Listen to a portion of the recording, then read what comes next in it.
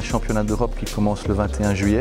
Comme chaque année, la Belgique est représentée avec ses garçons dans le groupe B.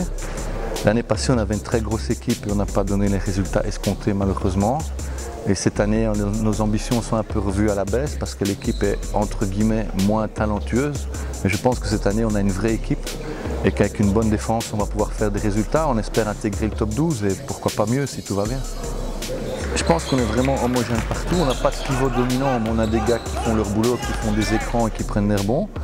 Notre meilleur joueur qui n'a pas joué aujourd'hui, à mon avis meilleur, si on peut dire meilleur, c'est notre distributeur qui est Raphaël Allemand, qui est tout près d'intégrer le groupe pro à Liège et qui joue en D2 déjà depuis 1 an ou 2. Mais surtout, on est très fort sur le pick and pop parce qu'on a des postes 4 qui savent très bien shooter. Je pense que ça sera notre point fort avec la défense.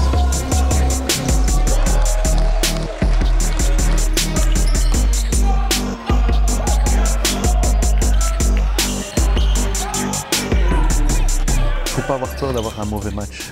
Et il ne faut pas avoir peur de passer un match plus longtemps sur le banc parce qu'un championnat c'est long.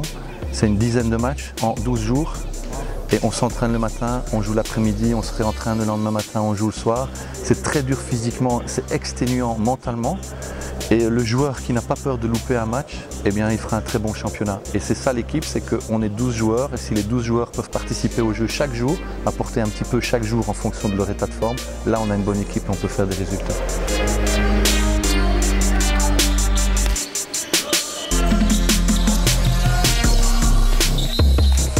Je pense que l'état d'esprit et la philosophie de jouer en défense, de privilégier le travail collectif, la rigueur, ça se retrouve aussi bien en club qu'en sélection. Je pense qu'en sélection, on peut être un petit peu plus tranchant parce que ce sont censés être les meilleurs et qui sont là one shot pour un mois ensemble. Donc il ne faut pas avoir peur de prendre des sanctions immédiates sur le terrain. En club, on peut avoir un peu plus, pas de laisser aller, mais de faire plus confiance à certains joueurs sur certains matchs tout en sachant qu'en fin de match, ils seront là pour marquer, quoi.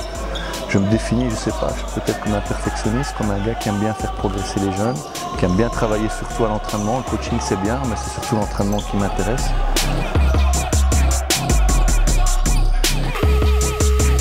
Ici, dans les matchs amicaux, on n'a pas les maillots que l'on aura au championnat. Il y a un autre nom dans le dos, le nom des générations précédentes. Ici, j'ai vu des maillots avec 2 tailles, des choses comme ça, des gars qui intègrent des maillots pro. C'est vraiment motivant de savoir que les jeunes sont passés par là et qu'ils ont encore l'amour de l'équipe nationale.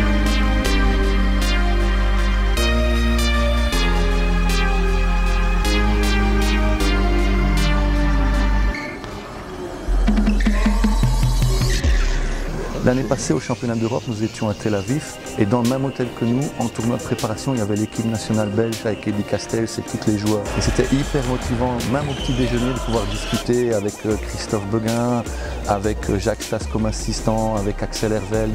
Et quand ils venaient nous voir au match, ça c'était un bonheur incroyable pour les jeunes et une source de motivation inépuisable. Et voilà, je suis venu voir le game un peu comme tout le monde et voir un peu ce jeune. J'ai pas regardé le statut, NBA, tout ça, non, ça n'a rien à voir. Je suis venu, j'aime le basket, je suis un fan de basket. Il y avait un game de basket, bon, voilà, je suis là. Aujourd'hui, c'est du bon, mais je ne suis pas sûr que tout le monde l'ait vu. Mais en sortant, ils s'en rendront compte. Tiens, ok, DJ était là, super. J'adore Didier Mbenga, je suis tout le temps sa carrière. Je me suis dit, c'est lui, purée, il faut que j'aille faire une photo, franchement. Je me suis dit, comment ça se fait qu'il fait ça et c'est cool qu'il vienne dans son pays et voir des matchs, franchement. C'est sympa de sa part.